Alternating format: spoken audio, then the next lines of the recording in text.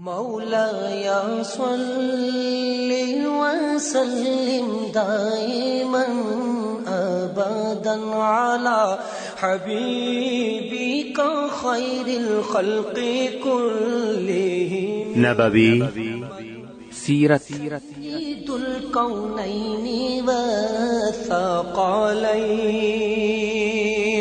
محمد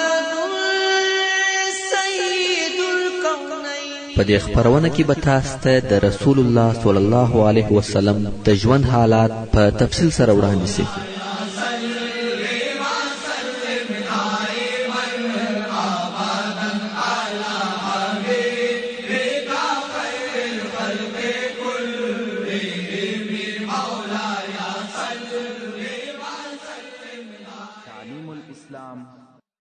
أعوذ بالله من الشيطان الرجيم. بسم الله الرحمن الرحيم. إن الحمد لله نحمده ونستعينه ونستغفره ونعوذ بالله من شرور أنفسنا وسيئات أعمالنا. من يهده الله فلا مضل له ومن يضلل فلا هادي له.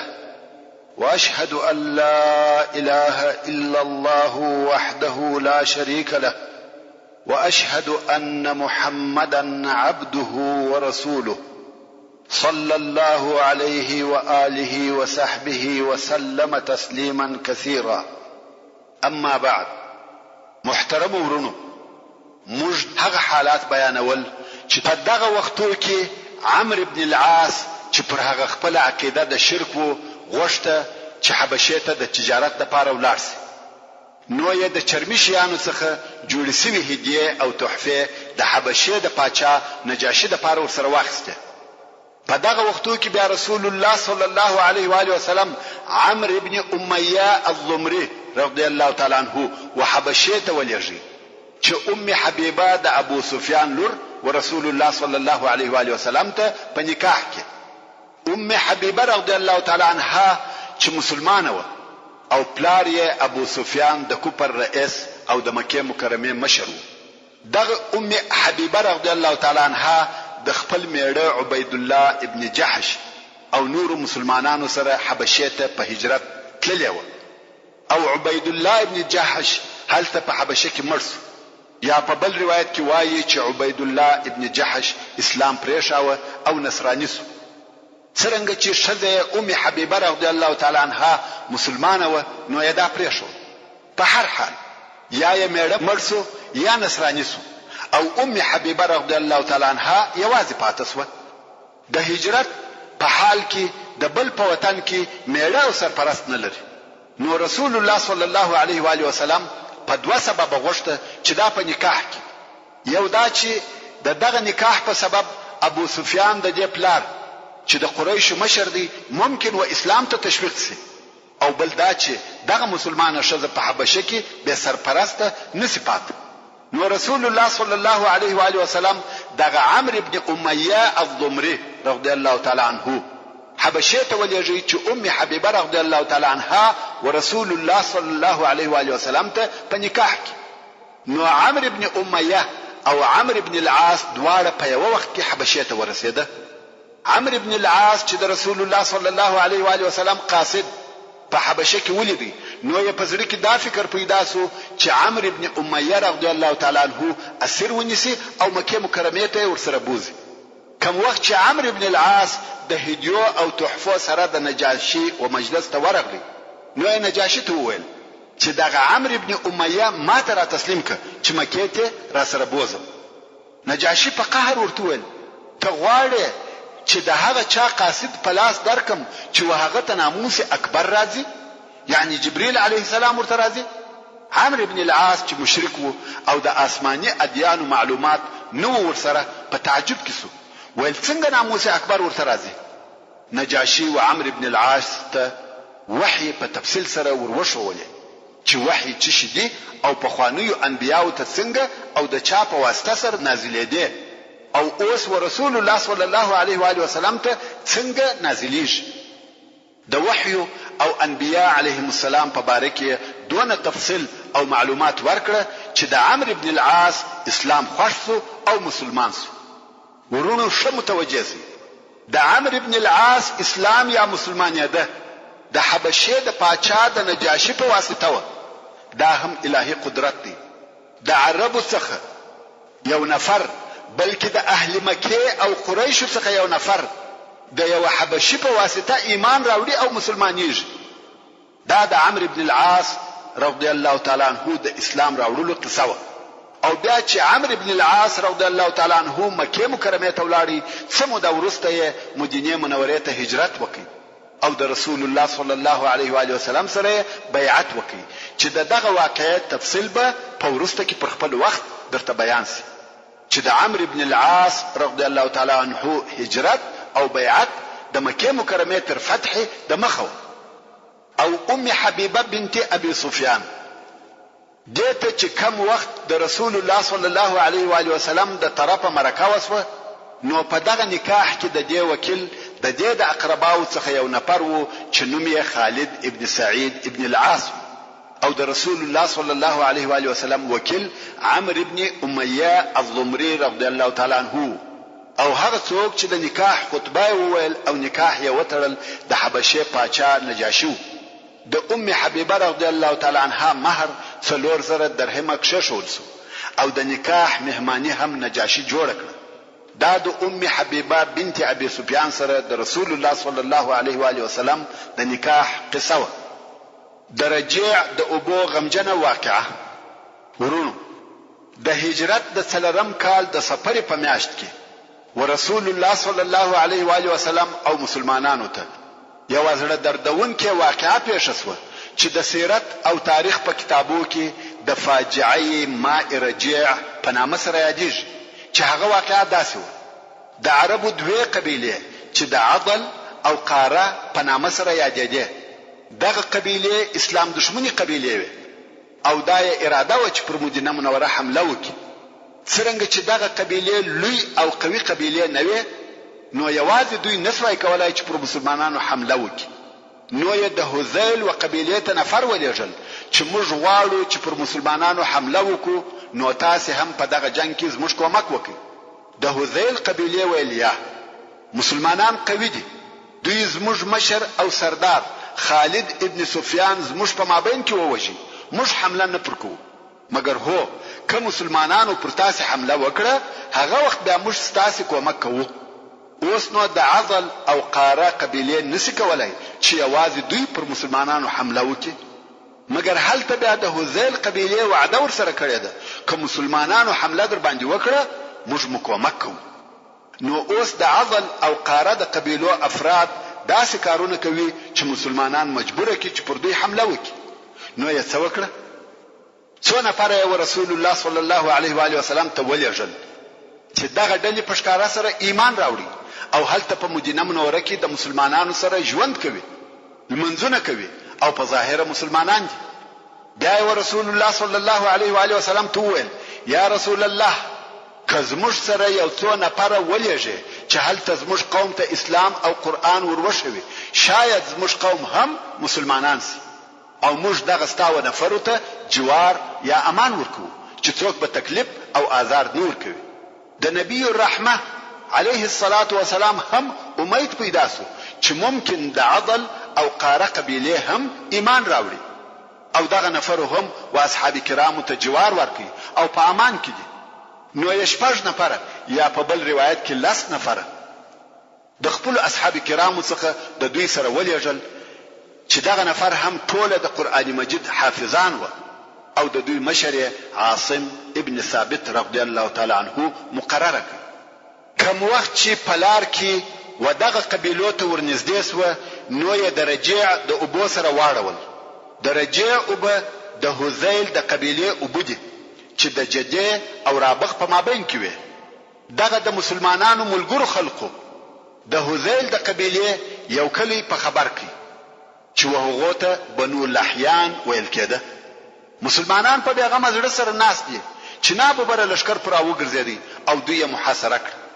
مسلمانان فقط 6 یا 10 نفر دي او د کفارو ډله د 100 نفر څخه زیات دي.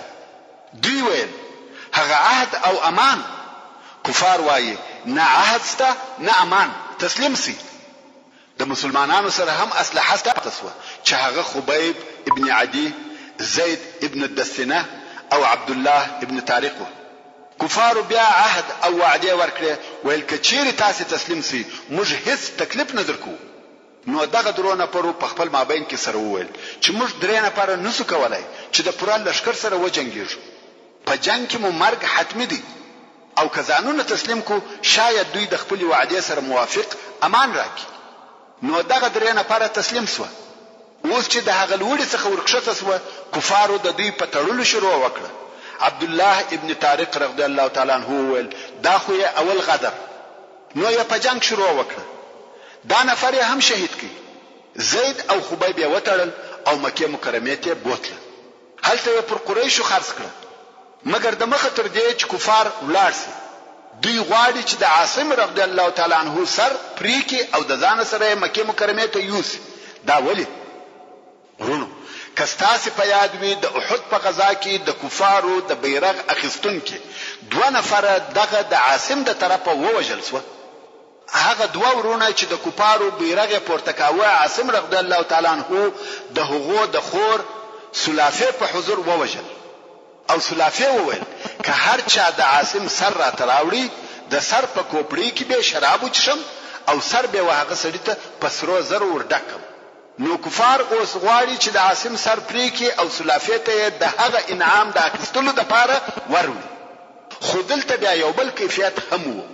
هغه دا چې عاصم رضی الله تعالی عنہ په پخوا کې چې دای په مدینه منوره کې قسم کړیو چې والله زب په ټول عمر مشرک ته لاس ورنولم او نه به مشرک پرېږدم چې ما ته لاس راوړي. او پس له دغه قسم څخه نه بیا د مشرک ته لاس وروړي وو او نه مشرک پرې ایښی و چې د ته لاس وروړي. اوس مشرکان غواړي چې د سر یوسي، مګر الله جل جلاله هغه د قسم د تر مرګ وروسته ورپوره کوي. هغه داسې چې دونه غالبوز راغله لکه یو اوریاز او د عاصم رضی الله تعالی عنہ د جسد پر شاوخوا ګرځي. دونه ډیر غالبوز وی چې کفار دغه غالبوز په واسطه هیڅ نسی کولای چې د عاصم رضی الله تعالی عنہ و جسد ته ورنږدې شي. د الله جل جلاله د لشکر څخه یو لشکر دغه نیک سړي د جسد حفاظت او ساتنه کوي. کفارو هر څه کوشش وکړي مګر غالبوز نه پریښول چې ورنږدې شي. د عاصم رضی الله تعالی عنہ بدن یې د دوی څخه ساتي. کفار ویل تر ماښامه پورې صبر وکړي چې شپه سي غالبوزي ځي، ځکه غالبوزي په شپه کې نه ګرځي. اوس چې شپه نږدې کېږي باران شروع شو او تر ماښامه دونه باران وسو چې سیلونه وبهېده. یو لوی سیل د عاصم رضی الله تعالی عنہ پر جسد ورغلی او هغه یوړ. کفارو هر څه کوشش وکړي چې د عاصم رضی الله تعالی عنہ جسد را وګرځي، مګر سیل دونه لوی او قوي وو چې څوک پر نږدې کېدلای نشي. سیلاب د عاصم رضی الله تعالی عنہ جسد تر ډېر لري ځای پورې یوړي او بیا د سیل په مابین کې شخ او رقص. ځای هم چاته نسو معلوم چې چیرې شخ کړسو.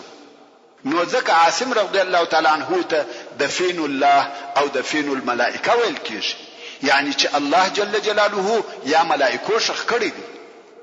حضرت عمر فاروق رضی الله تعالی عنہ بویل الله جل جلاله د عاصم رضی الله تعالی عنہ قسم د په ژوند او د په مرګ ورپوره او وفا کوي. اوس نو د کفارو سره فقط دوه نفر بندیان پاتې سو چې یو یې زید ابن الدسنه دی او بل یې خبیب ابن عدی رضی الله تعالی عنہ دی. دغه دوه یې مکه مکرمه ته ورسول او هلته پر قریش خرڅ کړ. زید ابن الدسنه رضی الله تعالی عنہ صفوان ابن امیه رانیوي چې د خپل پلار هغه چې په بدر کې وژل شوی وو په بدل کې ووجني او د وجلو د پاره تر حرم د باندې تنعیم ته بوتي. د زید رضی الله تعالی عنہ د وجلو ونندارې ته ابو سفیان د قریش رئیس وروتلی. ابو سفیان و زید رضی الله تعالی عنہ توای یا زید په دې راضیه چې محمد صلی الله علیه و آله وسلم ستا پر ځای زموږ سره بندي وای او هغه ستا پر ځای وژل شوی وای. زید رضی الله تعالی عنہ ویل والله هیڅ من نه د خوښه او نه راضیم چې محمد صلی الله علیه و آله وسلم ته دغه اوس پر هغه خپل ځای چې دی علیه الصلاة والسلام هلته دی زوس په جکسي او زه خلاص یعنی د ځان په مرګ خوښ یم نه دا چې پر رسول الله صلی الله علیه و آله وسلم زوس جکسي ابو سفیان ویل والله ما داسې څوک نه دی لیدلی چې پر خپل ملګرو دي دونه ګران وي لکه محمد صلی الله علیه و آله وسلم چې پر خپل اصحابو ګران دي او بیا یزید رضی الله تعالی عنہ شهید کړي مگر خبیب ابن عدی رضی الله تعالی عنہ د حارث زامنو رانیوي ځکه حارث د بدر په ورځ د خبیب رضی الله تعالی عنہ د طرفه وژل شوی اوس د حارث زامنو غوښته چې د خپل پلار په بدل کې ووژني نو خبیب یې د دوی د یوې آزاد سوي منځي په کور کې بندي کړي چې په ورسته کې ووژني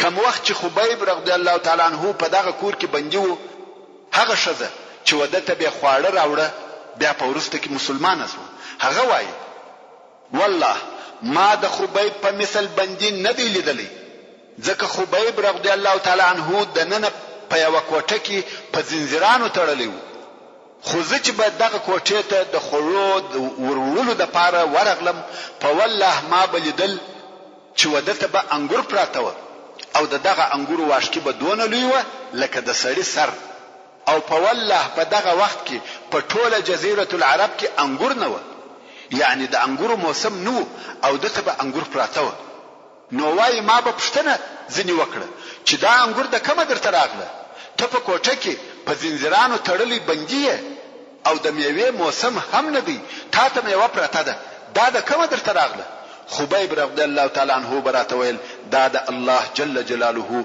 د طرفه څخه ده دا د خبیب رضی الله تعالی عنہ کرامت بیا یې یو ورځ و خبیب رضی الله تعالی عنہ ته خبر ورکړي چې نن ورځ ستاد وجلو ورځ ده نو در رضی الله تعالی عنہ وهغه شذته چې د یې په کور کې بندي وو وویل کجماته یو چاړه راولېږل چې په هغه سره د خپل بدن ځینی وریښتان استکم شذ ویل شذ ولاړه او د یو لسکلن هلک په لاس یې چاړه ورکړه چې هغه هلک د دې زوی ویل دا چاړه یوسه خبیب ته ورک هلک چاړه واخسته او لاړی د هلک تر تګ وروسته د شذ پام سو چې ما څونه غلط کار وکړ هلک او چاړه می دواړه ورولېږل هلک به ونیسي په چاړه به حلال کی اوس خو هلک تللی دی د شذ نور څه په وسه نو پره نو پسې ورهیسو هلک تر شذ د مخه و خبیب رضی الله تعالی عنہ ته ورسېدلی دی او چاړه ورته ونیول خبیب رضی الله تعالی عنہ ویل افسوس دی تا شذ لره او بیا یې هلک ته ویل آیا ستا مور د غدر او خیانت څخه نه بیریده خیر د هلک څخه چاړه واخیسته او هلک یې د ځان سره کښیناوه او د کوچنیانو پر قسم لوبي او محبت ورسره کوي په دغه وخت کې د هلک مور پس غستاور ورسېده او دا حال یې ولیدي چې زوی د خبیب رضی الله تعالی عنہ پر زنګانه ناشتي او د خبیب په لاس کې چاړه ده کولای شي چې دغه اوس هلک ووجني او د ځان انتقام واخلي نو د شذ څخه یو لو چغه وسوه خبیب رضی الله تعالی عنہ ورته ویل و بیرېده چې زه به ووجنم زموږ مسلمانانو غدر عادت نه دی واخله زوی دی بوس بیا نو د خبیب رضی الله تعالی عنہ د وجنې د پاره ډېر قریش وتنعمت وروته دلته نو خبیب رضی الله تعالی عنہ ورته وویل کوم خوښه وی او دونه می پرېږدي چې دوه رکعات المنځ وکم کفار ویل وک خبیب رضی الله تعالی عنہ هغه اول سړی دی چې د اعدام په وخت کې د المنځ کولو طریقه کښول او رسول الله صلی الله علیه و آله وسلم چې دغه د المنځ کول واورېده دغه عمل یې رد نکړي او په اسلام کې دغه د اعدام په وخت کې د المنځ کولو طریقه پاتې شو او په ورسته کې هم ډیرو مسلمانانو دغه المنځ کړی دي دغه اوس چې د اعدام یا قصاص په وخت کې دوه رکعات المنځ کیږي دا هغه د خبیب رضی الله تعالی عنہ طریقه او متابعت دي کوم وخت چې خبیب رضی الله تعالی عنہ د المنځ څخه فارغ شو نو یې وویل په والله کدا بیر نه وای را سره چې تاسو به وایاست به غیرت او د مرګ څخه و بیریدي ما به دغه المنځ نور هم اوږد کړی وای مګر تاسو دغه خبرې په سبب می المنځ کوتاک تل منځ ورسته خبیب رضی الله تعالی عنہ پر صلیب وځړاو او د په وهلو شروع وکړ په یو واره نه وښني بلکې قرار یې په تور وهي خبیب رضی الله تعالی عنہ وکفارو ته په شراو شروع وکړ ویل اللهم احصهم عددا واقتلهم بددا ولا تبق منهم احدا. د ابو سفیان سره خپل زوی معاویه ور سره وو، زوی پر ځکه غزار کی او ابو سفیان په خپل هم پر ځکه تاو نبی صلی الله علیه و آله وسلم ته ورسوه او بیان ووجل سو. په دغه وخت کې رسول الله صلی الله علیه و آله وسلم په مدینه منوره کې د خپل اصحاب سره ناس وو او وی فرمایل لا حول ولا قوة الا بالله. صحابه کرام پوښتنه ځلې وکړه چې څه پېښه ده یا رسول الله؟ رسول الله صلی الله علیه و آله وسلم و فرمایل دا جبريل وو چې د خبیب د وجلو خبره را تراوړي. ورونو دا د خبیب ابن عدی رضی الله تعالی عنه درجه او مقام وو چې جبريل علیه السلام د اسمان څخه ومځکه ترازی او د خبیب رضی الله تعالی عنه د وجل کېدو خبر ورسول الله صلی الله علیه و آله وسلم تراوړي.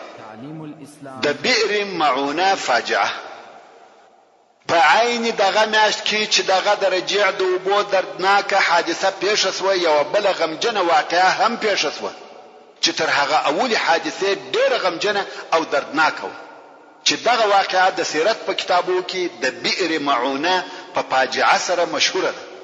او د هغې واقعې خلاصه داسې ده: عامر ابن مالک چې په ملاعب الاسنه سره مشهوره وو او د بني عامر د قبیله چې په نجد کې واقع و مشر او سردار ورسول الله صلی الله علیه و آله وسلم تراغلی چې د اسلام عقیده او احکام ځنی واوري.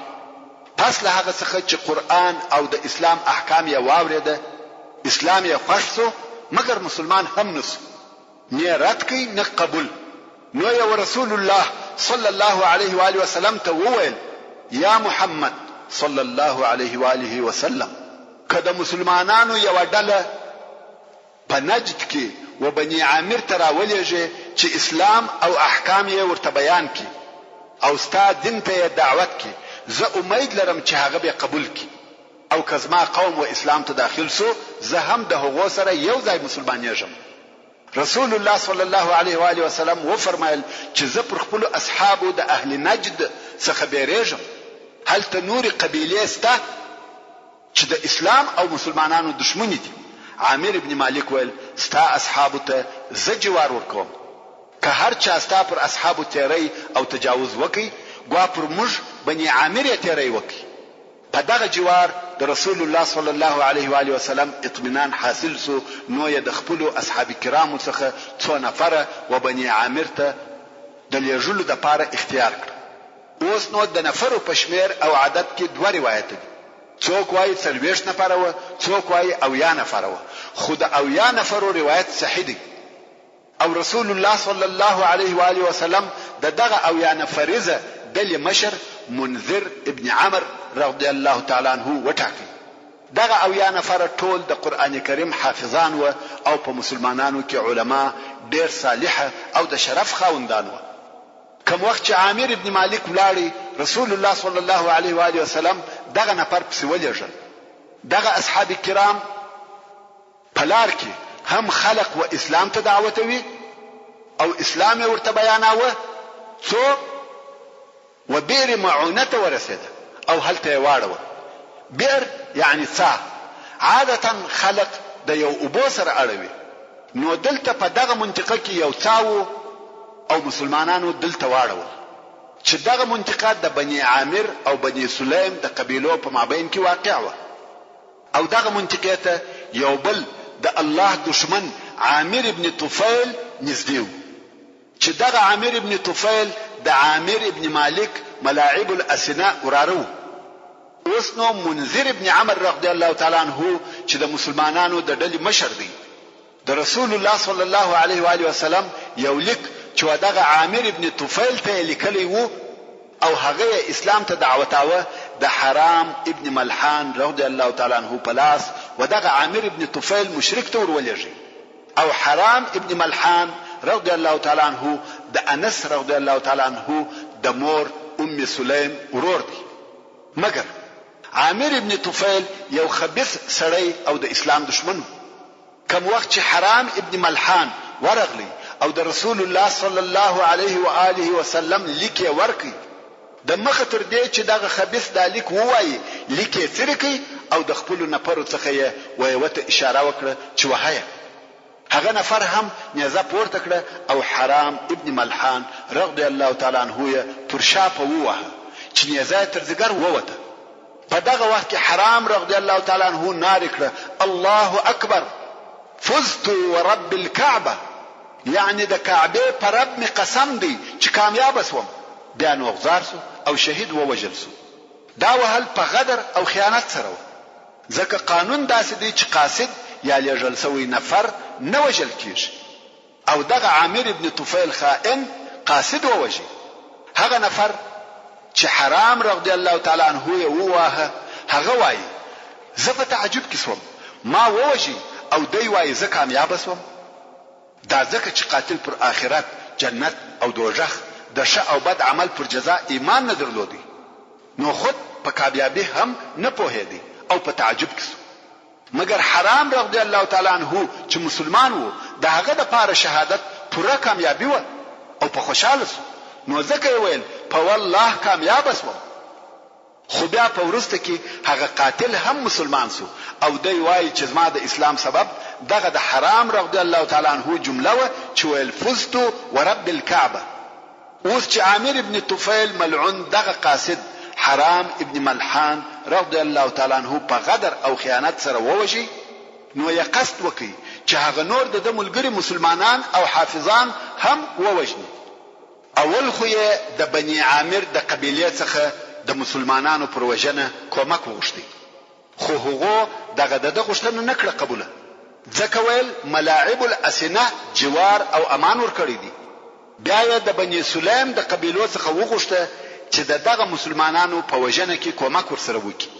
د بني سلیم د قبیلو څخه درو قبیلو دغه د غوښتنه قبول کړه چې هغه قبیله د عصیه، الرعل او ذکوان قبیله وي.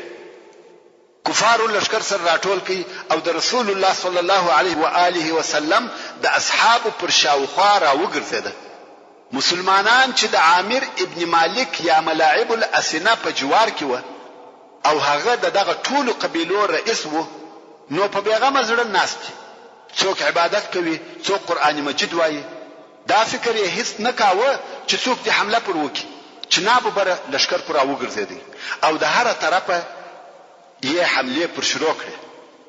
د اویا نفر مسلمانانو او د درو قبیلو د خلقو په مابین کې جنگ شروع شو. مسلمانانو تر هغو پورې جنگ وکړي چې اول تر اخره ټول شهیدان شو، بیل دوه نفر څخه چې یو یې عمرو ابن امیه الضمری او بل یې منذر ابن عقبه الانصاری، چې دغه دوه نفر د خپل ځای څخه لري تللی و او د مسلمانانو شان یې څارل. خو یو بل دریم نفر هم چې کعب ابن زید ابن النجار نومېدی ډېر زخمی وو او د وژل شوو کسانو په جمله کې پروت وو، مګر روح پکښې وو. کفار یې په ژوند نسو پوه. هغه هم پاتې شو چې بیا د خندق په غزا کې شهید شو.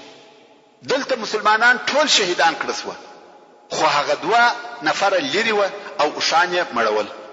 دوی هلته په دشت کې دي، د هغه ځای څخه یې ولیده چې پر هغه منطقه چې د دوی ملګرو اړولې دي په هوا ډېر مرغان ګرځي. ویل والله دغه مرغان په یو سبب دلته راټول شوي دي. دا د دشتي خلقو تجربه ده، یو شی یې حس کوي. نو هغه خپل منطقې ته په ډېر احتیاط ورنږدې شوه او د یوې لوړې غونډۍ څخه یې ورته وکتل. ویل ده چې ملګري ټول وژل شوي دي او سرونه یې پرې شوي دي. اوس دغه دوه نفره مشوره سره کوي چې څه باید وکړو. عمرو ابن امیه ویل زما په فکر موږ باید ولاړ سو او رسول الله صلی الله علیه و آله وسلم ته خبر ورکړو چې دغه واقعه پیښ شوه. مګر انصاری ویل والله زه په دې نه یم راضي چې د هغه ځای څخه ولاړ سم چې هلته منذر ابن عمرو رضی الله تعالی عنه وژل شوی دی، زه هم باید د سره ووژل سم. نو یې په دواړو پر کفارو حمله وکړه. انصاری هم شهید کړ شو او عمرو ابن امیه یې ژوندی ونیوی. اوس نو عمرو ابن امیه د کفارو په لاس کې بندي شو او عامر ابن طفیل د ځان سره بوتي. پوښتنه یې ځینې وکړه چې څوک او د کوم ځای؟ عمرو ویل د بني زمره څخه یم. عامر ابن طفیل ویل دا څنګه ښه کار وسو؟ زما مور نظر ایښی وو چې چې د بني زمره څخه به یو مریی آزادوي. ورونو اصلا بني زمره ټول حر او آزاد و، په هغو کې مریی نه و، او د عامر مور دغه سخت او مشکل نظر ایښی و، او اوس د هغې نظر د عمرو رضی الله تعالی عنه په اله کولو سره ادا کیږي. نو عامر ابن طفیل ویل زه دې د دې دپاره اله کوم چې زما د مور نظر ادا سي. نو یې د عمرو ابن امیه سر ور وخروي چې دا په هغه وخت کې د مریتوب علامه و، او بیا یې اله کړي. عمرو ابن امیه رضی الله تعالی عنه په ظاهر او غمجن زړه د مدینې منورې پر طرف په داسې حال کې رهیسو چې ډېر ترخه خبرونه ورسره و. د رسول الله صلی الله علیه و آله وسلم د اویا نفرو هغه اصحاب کرامو چې په مسلمانانو کې د ډېر فضیلت خاوندان او د قرآن مجید حافظان و، د شهادت خبر ورسره دی چې دې واقع یو ور بیا د احد غمجن ورځ ور په یادول. په احد کې اویا نفر مسلمانان په مخامخ جنگ کې ووژل شو، مګر دلته اویا نفر په غدر او خیانت ووژل شو. اوس نو عمرو ابن امیه چې مدینې منورې ته رهیدي په لار کې یو قصه لري چې د هغه واقعې څخه ډېره لو مسأله جوړه شوه چې لږ وروسته به دغه قصه درته بیان کړم. خو اوس دلته د بیر معونه سره د رسول الله صلی الله علیه و آله وسلم اویا نفر اصحاب کرام په غدر او خیانت سره شهیدان کړل شو. بل دې څخه چې دوی د جنگ تیاری او آمادګي ولري، یا دې خبر ورکړل سي دوی د ملاعب الاسنه په جوار کې و، په یو ناګهاني ډول سره لشکر پر وګرځېدي په ظلم او خیانت په نجد او غطفان کې د بني عامر په قبیلو کې ووژل شو. دا خبر و ملاعب الاسنه هغه چې د بني عامر د قبیلو رئیس او سردار ورسېدي، هغه ډېر په قهر او غضب شو چې هغه کسان څنګه وژل کیږي چې ما جوار ور کړی وو، ما جوار ورکړي او عامر ابن طفیل ووژل. نو په ډېر قهر د عامر ابن طفیل پر طرف ورهیسو. هلته چې ورغلی بل پښتنې حمله پر وکړه، په نیزه پر اوجه ووهه. عامر ابن طفیل زخمی سو مګر مړ نسو. بیا قوم په مابین کې ورولوېدي او دوی یې سره خلاص کړ. خو عامر ابن مالک په دغه واقعات ډېر غمجن وو چې څنګه هغه خلق وژل کیږي چې د جوار ور کړی وي، او دغه غم څخه یو هفته وروسته مړ شو. کوم وخت چې رسول الله صلی الله علیه و آله وسلم ته د خپل اویا نفر اصحاب کرامو د وژل کېدو خبر ورسېدی، او هغه هم په دغه ظالمانه او وحشیانه طریقه سره وژل شوی دی، ډېر غمجن او خپه شو. همیشه به ژړل. د اصحاب کرامو دونه لوی ډله او بیا د قرآن مجید حافظان ټول په یو ور په غدر او خیانت وژل کیږي. ډېر غمجنه واقعه ده.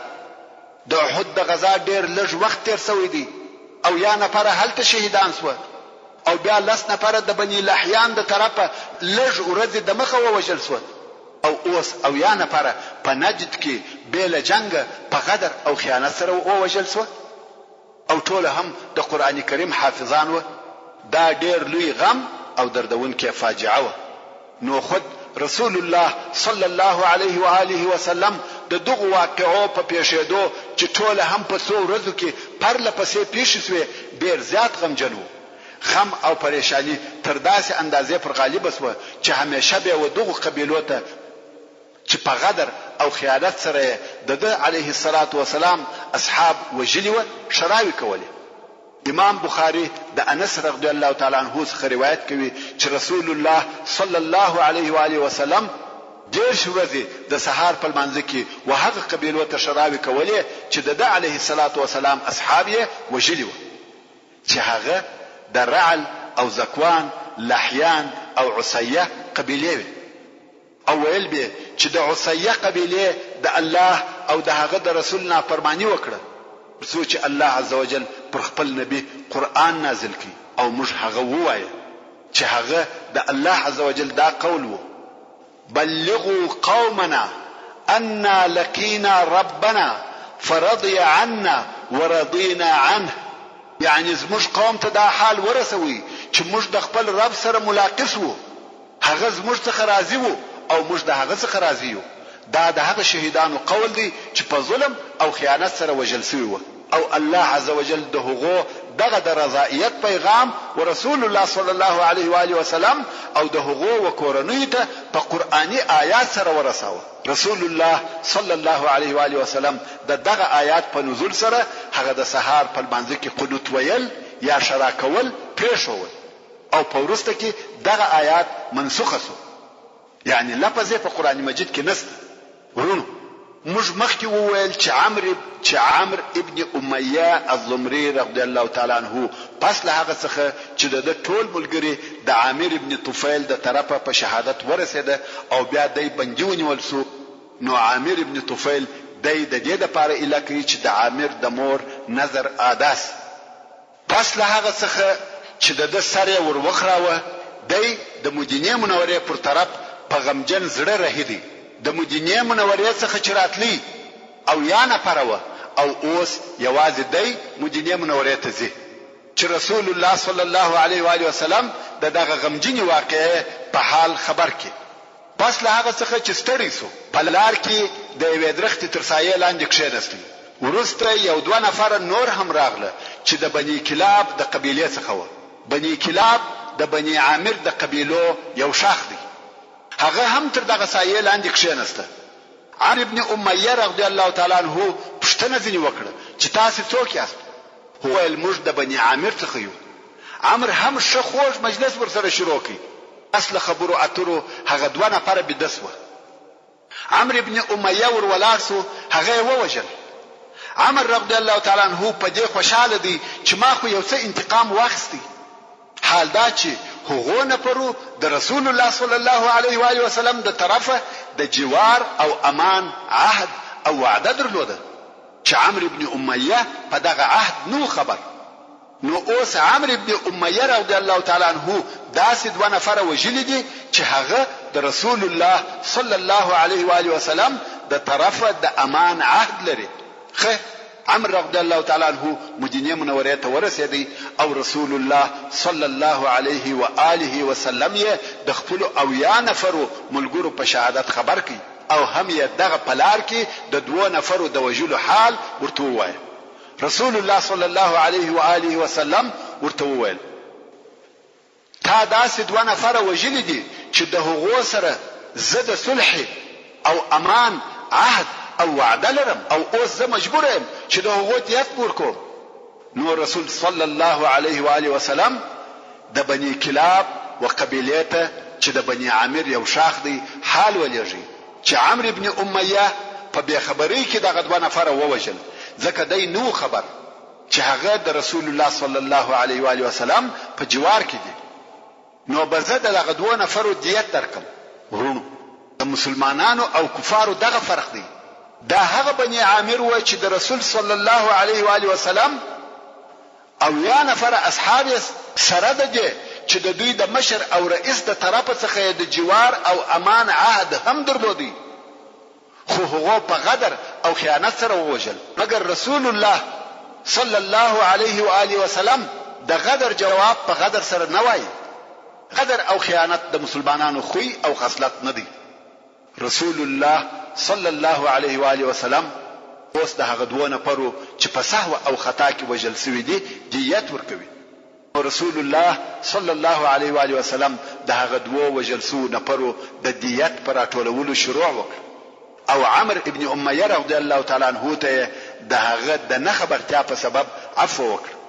خو د دیت په جمع کولو کې هم یو واقعه پیښ شوه چې هغه واقعه د بني نظیر یا بني نظیر د يهودو د غزا سبب وګرځیده. ورونو موږ مخکې درته ویلي وای چې يهودو په خپل زړه کې و اسلام او مسلمانانو ته سره ایښېده، مګر څرنګه چې دوی د جنگ او مقابله خلق نه و، بلکې د دوی کار د سیسه غدر او خیانت و. د مسلمانانو سره حسد او دشمنی کوله، خو دغه دشمنی د پاره قسم قسم چمونه او حیله استعمالوله. مسلمانانو ته تکلیف او آزار ورورسېږي، جنگ ونسی. سره د دې چې د يهود او مسلمانانو په مابین کې لکه د مخه چې درته بیان سو د صلح، همکاري، عهد او وعده وي، خودی دغه خپل خیانتو او د سیسو څخه لاس نه اخیستی. پس له هغه څخه چې د بني قینقاع يهود وشړل سو، کعب ابن الاشرف يهودي ووژل شو. نو نور يهود پر خپل ځانو وبېرېده.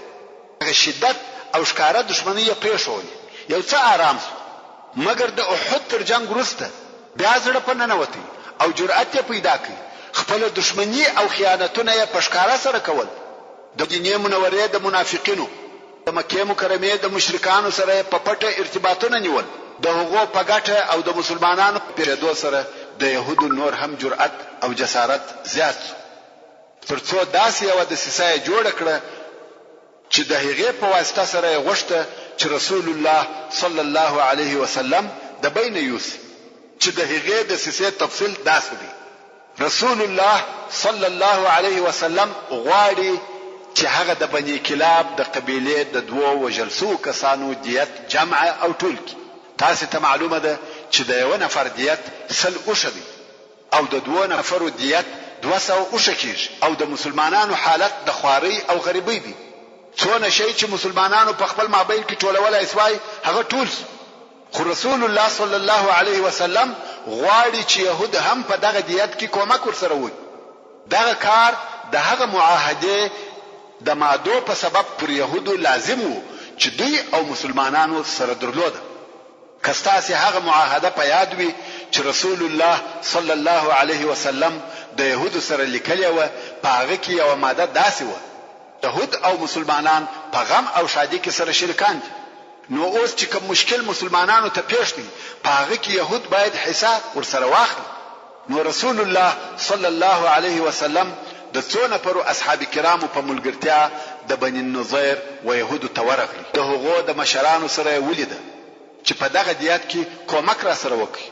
هغو ویل چې ستا د عزت او کرامت په سبب به د دغه دوه نفرو په دیت کې کومک در سره وکړو. خاصتا دغه بني عامر بیا بني نضير د يهودو حلفا هم و.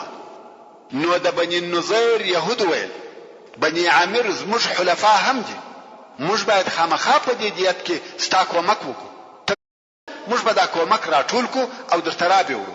رسول الله صلی الله علیه وسلم هم د دوی د قلا و یو دیوالته د حضرت ابوبکر صدیق او حضرت عمر فاروق او حضرت علی او نور اصحاب کرامو په ملګرتیا په دې انتظار کښېنستي چې يهود دغه خپل وعده پر ځای کړي او مالونه ورته راوړي. يهود لاړه هلته ګوښه سره یو ځای شوه او د رسول الله صلی الله علیه وسلم د وژلو مشوره سره کوي. ویل والله محمد صلی الله علیه وسلم بیا بل وخت پر دغه حال یوازې نسو پیدا کولای. صرف یو څو نفر اصحاب ورسره دي، نه اسلحه ورسره سته، نه د ساتنې لپاره ملګري. دغه د علیه الصلاة والسلام د وژلو لپاره ډېره ښه موقع ده. سبحان الله. تاسې د يهودو غدر او خیانت ته وګورئ. په عوض د دې چې د کومک د ټولولو په باره کې فکر وکړي، دوی د رسول الله صلی الله علیه وسلم د وژلو په باره کې فکر کوي. نو ویل څوک دغه د میچنې پل اخلي او بام ته خیږي، د هغه ځای څخه یې د رسول الله صلی الله علیه وسلم پر سر ور اله کوي. په دوی کې هغه بدبخته چې عمرو ابن جحاش ابن کعب نومېدی، هغه ویل زه دا کار کوم. سلام ابن مشکم يهودي وویل دا کار مکوي، په والله هغه دغه ستاسې په قصد او اراده خبرېږي او دا کار د هغه وعده ماتېده دي چې زموږ او د په مابین کې ده. خو چا د سلام ابن مشکم پر خبره غوږ ونه نیوی او د خپل نقشې د عملي کولو اراده یې وکړه. نو عمرو ابن جحاش يهودي د میچنې پل واخیستی او بام ته وختی، غواړي چې دغه پل د رسول الله صلی الله علیه وسلم پر سر ور وغورځوي. مګر ورسول الله صلی الله علیه وسلم ته د الله جل جلاله د طرفه جبرئیل علیه السلام راغلی او د يهودو په دغه چم او خیانت خبر کړي. رسول الله صلی الله علیه وسلم په ډیره آرامي د خپل ځای څخه ولاړ شو او په سړه سینه رهي شو. وچاته څه هم ونه ویل. صحابه کرام ناس دي او دا فکر دی چې رسول الله صلی الله علیه وسلم د یو ضرورت لپاره ولاړ شو، ځکه دوی ته څه ونه ویل. نو دوی ناس دي او د رسول الله صلی الله علیه وسلم د راتګ انتظار کوي. د يهودو هم دا خیال دی چې رسول الله صلی الله علیه وسلم د یو ضرورت لپاره ولاړ شو او بیرته راځي، ځکه اصحاب یې پریښول. نو خود اصحاب کرام او يهود ټوله د رسول الله د راتګ په انتظار دي، مګر رسول الله صلی الله علیه وسلم مخ پر مدینه منوره رهیس. څنګه چې رسول الله وزندې اصحاب کرام هم سرهیس و. بلار کې پر رسول الله صلی الله علیه وسلم څخه ورورسېده او ویل یا رسول الله ترى رهیس وي او موږ پتا نو خبر. رسول الله صلی الله علیه وسلم دوی د يهودو په قصد او اراده خبر کړ.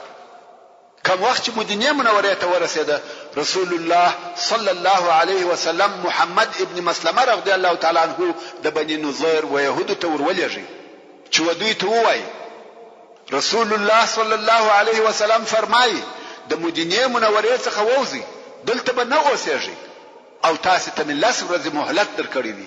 کوم تر لس ورځې وروسته تاسو څخه هر یو په مدینه منوره کې ولیدي د هغه سر ورپرې کوم. يهودو هم بیل باریدو بل چاره نه درلود، نو یې خپل بار او بنه سره تړل چې د مدینه منوره څخه ووځي. په دغه وخت کې عبد الله ابن ابي ابن سلول نفر ورولېږل چې تاسو اوس څه کوئ؟ ثابت ودرېږئ، خپل وطن ولې پرېږدئ؟ زما سره 2000 نفر را سره دي. محترم ورونو، زموږ د بحث پاتې حسابه ان شاء الله تعالی پراتونکي کې واوري. سبحان ربك رب العزة عما يصفون وسلام على المرسلين والحمد لله رب العالمين.